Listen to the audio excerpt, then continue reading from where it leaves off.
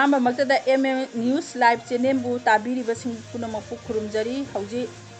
ꯈꯟꯅꯕ ꯄꯥꯎ ꯈꯔ इंटरनेशनल डे ऑफ जोगा हाइदुना पालोन तौरीबसी चाउथोकचनिंगाइनी सीएम कुकी मिलिटेंट्स का सिक्योरिटी का खुद थोकनखरे कुकी एरिया खक्तदा ऑपरेशन चथै हाइबगी मायोक्ता कांपोपीदा हाईवे थिंगदुना खोंजंग चंगसिनखरे कोतुना नेशनल हाईवे दा मतंग कक्तना सदाउन लाउथोखरे आरामबाई तेंगोन की थौमी खरा फाजिनखिबगी मायोक्ता मफम कयादा वाकम मिफम चथखरे हौजिक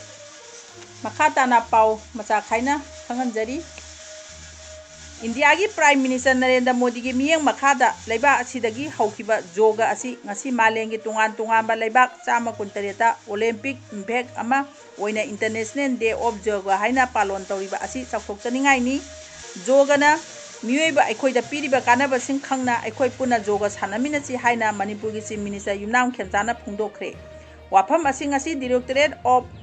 Ayush Manipur national AYUSH mission in Manipur department of youth affairs and sports Manipur अमदी डिपार्टमेंट ऑफ एजुकेशन एस मणिपुर सिंधुना खुम्बल लंपाकी इंडोर स्टेडियम दा जोगा फॉर हेल्दी एजिंग हाइबा थीम दा पांथोकपा स्टेट लेवल की थौरम दा फोंदोखिबनी थौरम अदुदा मणिपुर की governor Ajay Kumar Bhalla home minister Govindas कोंथौजमना प्रेसिडियम मेंबर ओइना सरुक याखी थौरम अदुदा बीजेपी की एमएलए सिंह मणिपुर की चीफ सेक्रेटरी डीजीपी मणिपुर की लेंगा की सिविल अमदिंग पुलिस की मकोक थोंबा ऑफिशियल सिंह यावना मी कयाना सरुक याखी थौरम अदुगा मरी लेनना ngasiने इंटरनेशनल डे ऑफ जोगा मरी लेनना प्राइम मिनिस्टर नरेंद्र मोदी ना लेबाक मियामदा पीबा पाउजेन लाइव स्ट्रीमिंग तौदुना तामिनखी तुंगदा मणिपुर गवर्नर चीफ मिनिस्टर यावना जोगा तौखी लोक बाबन इम्फाल मणिपुर की गवर्नर अमदी फर्स्ट लेडी ऑफिसर अमदी स्टाफ सिंगदुना जोगा डे पालन तौबगा लोइनना जोगा सेशन पांथोखी नाकल अमरोमदा बीजेपी मणिपुर प्रदेश सिंधुना 12 इंटरनेशनल डे ऑफ जोगा की थौरम ngasi निताई पार्क सुथेक्ता लेबा बीजेपी की थंबान संगलेंगी ममांगदा पांथोखी थौरम अदुदा सरुक याखिबा बीजेपी मणिपुर प्रदेश की प्रेसिडेंट अधिकारी मयूम सरदारना हाई लेबा असिना निंग खा तमलकपा चाही 65 सुरकपा असिदा मियामबु नुंसीबा लेबा अमा लई हाइबगी तांकक अदुमक मियाम मिमांगदा तारी प्राइम मिनिस्टर नरेंद्र मोदी ना हौदोकिबा जोगा डे मसीगी कानाबा खंगनरक्तुना मालेंगी मफम कयादा थौरम असी पांथोकनरी कुमजा 2093 फाउबगी मनुंगदा लेबाक असिना मालेंगी ख्वाइदगी चाउखपा लेबा अमा ओइनबा प्राइम मिनिस्टर नरेंद्र मोदी ना थमलिबा बिसिक भारत की मंगलान असे मफाउननबा ngamnaba होनमिनसे हाइना महांगना फोंदोखी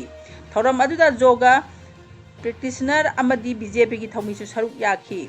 जोगा की साजेन तौबना अखोई पुंसी नुंसांगना लैबदा नतना तिंजंग काइजंगदबा मिसक अममम ओइदुना मतिंग लैबा समाज अमा सेमनसी हाइना मणिपुर लेजिस्लेटिव असेंबली की स्पीकर थोक्सोम सैतबदना फोंदोखरे वाफम असी ngasi स्कितनी भारत की मणिपुर अमदी मणिपुर सेवा कमिटी अनि पुना खुसमनदुना इम्फाल वेस्ट की कोंजेंग लेकाइदा लेबा बसकरा प्रभादा न सिनखिबा 12 सुबा मालेंगी जोगा की नुमिकी पालोन थौरमदा अथोइबे मिथुंगने की वारोल पीरदुना मणिपुर की लेजिस्लेटिव असेंबली की स्पीकर न फोंदोखिबनी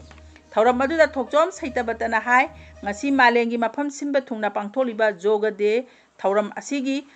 हंदकी थीमदी जोगा फॉर हेल्दी एजिंग हाइबसिनी मसिना हाइरिबदी जोगना मी अमगी हिंबगी पुंसी सांदोकपा खक्ता नतना पुंगनिंग हक्चांग अमदी वाखनसु फना पुंसी नुंसांगना लैबा ngami हाइबनी मरम अदुना अखोइ खुदिमंगना हंदक चाहीगी जोगा देना लापदा पुंसी सांगना हिंगनबा होन्नबदा नतना तिंजंग काइजंग दबा मिसक अममम ओइदुना समाज की चखत थौरांगदा सरुक याबा ओइजगे हाइबगी वासक अमदी फिरे लौमिनसी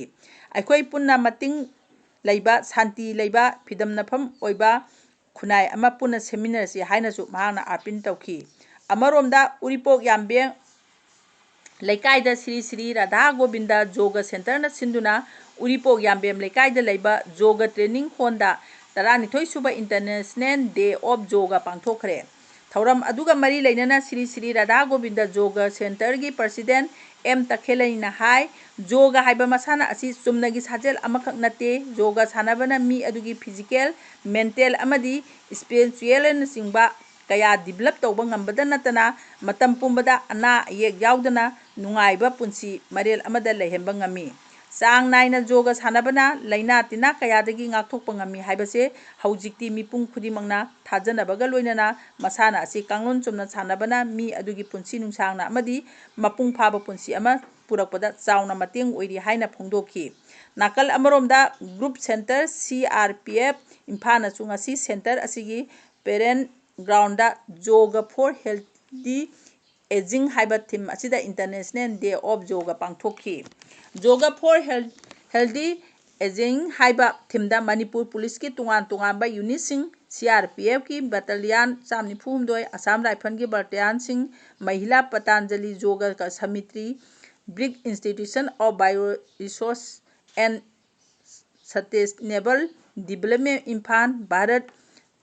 ꯁ꯭ꯕꯥꯚꯤꯃꯥꯟ ꯅꯥꯁꯅꯁꯨ ꯏꯟꯇꯔꯅꯦꯁꯅꯦꯜ ꯌꯣꯒ ꯗꯦ ꯄꯥꯂꯟ ꯇꯧꯈꯤ ꯍꯥꯏꯔꯤ꯫ ꯅꯥꯀꯜ ꯑꯃꯔꯣꯝꯗ ministry of social justice and employment, government of ꯏꯟꯗꯤꯌꯥꯒꯤ ꯂꯝꯖꯤꯡ ꯃꯈꯥꯗ ꯆꯠꯂꯤꯕ ꯊꯥ ꯖꯨꯟ 17ꯗꯒꯤꯅ 23 ꯐꯥꯎꯕ ꯄꯥꯡꯊꯣꯛꯂꯤꯕ ꯅꯁꯥ ꯃꯨꯛꯇ ꯚꯥꯔꯠ ꯁꯞꯇꯥꯒꯤ ꯃꯅꯨꯡ ꯆꯟꯅ international day against drug abuse and illicit ꯇ꯭ꯔꯥꯐꯤꯀꯤꯡꯒꯤ ꯊꯧꯔꯝ ꯑꯃꯗꯤ 12ꯁꯨꯕ ꯏꯟꯇꯔꯅꯦꯁꯅꯦꯜ ꯌꯣꯒ ꯗꯦ 2023ꯒ ꯃꯔꯤ ꯂꯩꯅꯅ ꯉꯁꯤ ꯀꯛꯆꯤꯡꯗ ꯔꯦꯂꯤ ꯆꯠꯈ꯭ꯔꯦ꯫ ꯉꯁꯤꯒꯤ ꯔꯦꯂꯤ ꯑꯗꯨꯗ Anand Singh yoga and nature cure research hospital ꯀꯛꯆꯤꯡꯒꯤ ꯇ꯭ꯔꯦꯅꯤꯁꯤꯡ, ꯍꯤꯂꯤꯡ ꯄꯣꯏꯟꯠ IRCA ꯀꯛꯆꯤꯡꯒꯤ ꯏꯃꯦꯟꯁꯤꯡ, ꯀꯛꯆꯤꯡ ꯗꯤꯁꯇ꯭ꯔꯤꯛ ꯄꯨꯂꯤꯁ ꯑꯃꯗꯤ BDF ꯄꯥꯔꯁꯣꯅꯦꯜꯁꯤꯡ, ꯗꯤꯁꯇ꯭ꯔꯤꯛ ꯁꯣꯁꯤꯑꯦꯜ ꯋꯦꯜꯐꯤꯌꯔ ꯑꯣꯐꯤꯁ ꯀꯛꯆꯤꯡꯒꯤ ꯁ꯭ꯇꯥꯐꯁꯤꯡ ꯑꯇꯩ ꯀꯌꯥꯅ ꯁꯔꯨꯛ ꯌꯥꯈꯤ ꯍꯥꯏꯔꯤ꯫ District administration Kakching, SP Kakching, district social welfare office Kakching, ꯈꯥ Manipur yoga and nature cure association ꯀꯛꯆꯤꯡꯅ international nature therapy organisation, Surja foundation, Morarji Desai national institute of yoga, ministry of Ayush, government of ꯏꯟꯗꯤꯌꯥꯒ ꯈꯨꯠꯁꯝꯅꯔꯒ ꯁꯤꯟꯈꯤꯕ ꯔꯦꯂꯤ ꯑꯗꯨ SP ꯀꯛꯆꯤꯡ ꯑꯣꯐꯤꯁ ꯃꯃꯥꯡꯗꯒꯤ SP ꯄꯤꯌꯥꯗꯔꯁꯤꯅꯤ ꯂꯥꯏꯁ꯭ꯔꯝ ꯑꯃꯗꯤ ꯈꯥ Manipur yoga and nature cure association ꯀꯛꯆꯤꯡꯒꯤ ꯁꯦꯀ꯭ꯔꯦꯇꯔꯤ ꯆꯤꯐ ꯐꯪꯁꯅꯔꯤ ꯗꯥꯛꯇꯔ ꯃꯌꯥꯡꯂꯥꯡꯕ ꯔꯥꯖꯀꯨꯃꯥꯔ ꯑꯅꯤꯅ ꯂꯝ ꯊꯥꯔꯒ ꯀꯛꯆꯤꯡ ꯆꯨꯝꯅꯥꯡ ꯂꯩꯀꯥꯏ ꯃꯆꯤꯟ ꯃꯅꯥꯎ ꯆꯤꯡꯗꯂꯛꯇ ꯂꯩꯕ Anand Singh yoga and nature cure research hospital Kakching ꯐꯥꯎꯕ ꯆꯠꯈꯤ꯫ ꯂꯣꯏꯅꯅ ꯃꯐꯝ ꯑꯗꯨꯗ ꯌꯣꯒ ꯗꯦꯃꯣꯟꯁꯇ꯭ꯔꯦꯁꯟꯁꯨ ꯄꯥꯡꯊꯣꯛꯈꯤ꯫ ꯍꯧꯖꯤꯛ ꯃꯈꯥ ꯇꯥꯅ ꯄꯥꯎ ꯈꯪꯍꯟꯖꯔꯤ꯫ ꯑꯐꯕ ꯃꯈꯜꯒꯤ ꯈꯨꯠꯂꯥꯏ ꯄꯥꯏꯕ ꯀꯨꯀꯤ ꯃꯤꯂꯤꯇꯦꯟꯠ ꯑꯃꯗꯤ ꯁꯦꯀ꯭ꯌꯨꯔꯤꯇꯤ ꯐꯣꯔꯁ ꯑꯅꯤꯒꯤ ꯃꯔꯛꯇ ꯉꯁꯤ ꯕꯣꯝ ꯌꯥꯎꯅ ꯑꯀꯟꯕ ꯃꯑꯣꯡꯗ ꯈꯨꯠ ꯊꯣꯛꯅꯈ꯭ꯔꯦ꯫ ꯂꯣꯏꯅꯅ ꯏꯟꯗꯤꯌꯥꯟ ꯑꯥꯔꯃꯤ, CRPF ꯑꯃꯗꯤ ꯃꯅꯤꯄꯨꯔ ꯄꯨꯂꯤꯁꯀꯤ ꯑꯄꯨꯟꯕ ꯇꯤꯝ ꯑꯃꯅ ꯀꯥꯡꯄꯣꯛꯄꯤ ꯗꯤꯁꯇ꯭ꯔꯤꯛꯀꯤ ꯃꯅꯨꯡ ꯆꯟꯕ ꯂꯩꯂꯣꯡ ꯋꯥꯐꯩ ꯑꯃꯗꯤ ꯈꯣꯡꯁꯥꯡ ꯈꯨꯟꯗ ꯄꯥꯛꯇꯛꯅꯅ ꯑꯣꯄꯔꯦꯁꯟ ꯑꯃꯁꯨ ꯆꯠꯊꯈ꯭ꯔꯦ ꯍꯥꯏꯔꯤ꯫ ꯄ꯭ꯔꯦꯁꯅ ꯐꯪꯕ ꯄꯥꯎꯅ ꯍꯥꯏ ꯀꯨꯀꯤ ꯃꯤꯂꯤꯇꯦꯟꯠ ꯑꯃꯗꯤ ꯁꯦꯀ꯭ꯌꯨꯔꯤꯇꯤ ꯐꯣꯔꯁ ꯑꯅꯤꯒꯤ ꯃꯔꯛꯇ ꯉꯁꯤ ꯈꯨꯠ ꯊꯣꯛꯅꯈꯤꯕꯒꯤ ꯊꯧꯗꯣꯛ ꯑꯗꯨ ꯀꯥꯡꯄꯣꯛꯄꯤ ꯗꯤꯁꯇ꯭ꯔꯤꯛꯀꯤ ꯃꯅꯨꯡ ꯆꯟꯅ ꯂꯩꯕ ꯂꯩꯂꯣꯡ ꯋꯥꯐꯩ ꯑꯃꯗꯤ ꯈꯣꯡꯁꯥꯡ ꯈꯨꯜ ꯑꯅꯤꯒꯤ ꯃꯔꯛꯇ ꯂꯩꯕ ꯃꯐꯝ ꯑꯃꯗ ꯊꯣꯛꯈꯤꯕꯅꯤ꯫ ꯉꯁꯤ ꯑꯌꯨꯛ ꯄꯨꯡ 9:30 ꯑꯃꯗꯤ ꯅꯨꯡꯊꯤꯜꯒꯤ ꯄꯨꯡ 2 ꯇꯥꯕ ꯑꯗꯨꯋꯥꯏꯗ ꯕꯣꯝ ꯌꯥꯎꯅ ꯅꯥꯀꯜ ꯑꯅꯤꯒꯤ ꯃꯔꯛꯇ ꯈꯨꯠ ꯊꯣꯛꯅꯕꯒꯤ ꯊꯧꯗꯣꯛ ꯑꯗꯨꯗ ꯑꯁꯣꯛ ꯑꯄꯟ ꯊꯣꯛꯈꯤꯕꯒꯤ ꯄꯥꯎ ꯂꯩꯇ꯭ꯔꯤ꯫ ꯅꯥꯀꯜ ꯑꯃꯔꯣꯝꯗ ꯀꯨꯀꯤ ꯈꯨꯜ ꯑꯣꯏꯔꯤꯕ ꯂꯩꯂꯣꯡ ꯋꯥꯐꯩ ꯑꯃꯁꯨꯡ ꯅꯥꯒꯥ ꯈꯨꯜ ꯈꯣꯡꯁꯥꯡ ꯈꯨꯟꯗ ꯉꯔꯥꯡ ꯅꯨꯃꯤꯗꯥꯡꯗꯒꯤ ꯍꯧꯗꯨꯅ ꯏꯟꯗꯤꯌꯥ ꯑꯥꯔꯃꯤ, CRPF ꯑꯃꯗꯤ ꯃꯅꯤꯄꯨꯔ ꯄꯨꯂꯤꯁꯀꯤ ꯀꯝꯕꯥꯏꯟ ꯇꯤꯝ ꯑꯃꯅ ꯑꯣꯄꯔꯦꯁꯟ ꯆꯠꯊꯈꯤ꯫ ꯍꯥꯏꯔꯤꯕ ꯑꯣꯄꯔꯦꯁꯟ ꯑꯗꯨ ꯉꯁꯤ ꯅꯨꯃꯤꯗꯥꯡ ꯑꯊꯦꯡꯕ ꯐꯥꯎꯕ ꯆꯠꯊꯈꯤ ꯍꯥꯏꯅꯁꯨ ꯄꯥꯎꯁꯤꯅ ꯃꯈꯥ ꯇꯥꯔꯤ꯫ ꯍꯧꯖꯤꯛ ꯈꯪꯍꯟꯖꯕ ꯄꯥꯎ ꯃꯇꯥꯡ ꯑꯁꯤꯗ ꯂꯣꯏꯁꯤꯟꯖꯔꯦ꯫ ꯃꯤꯌꯥꯝꯕꯨ ꯑꯃꯨꯛꯀ ꯍꯟꯅ ꯈꯨꯔꯨꯝꯖꯔꯤ꯫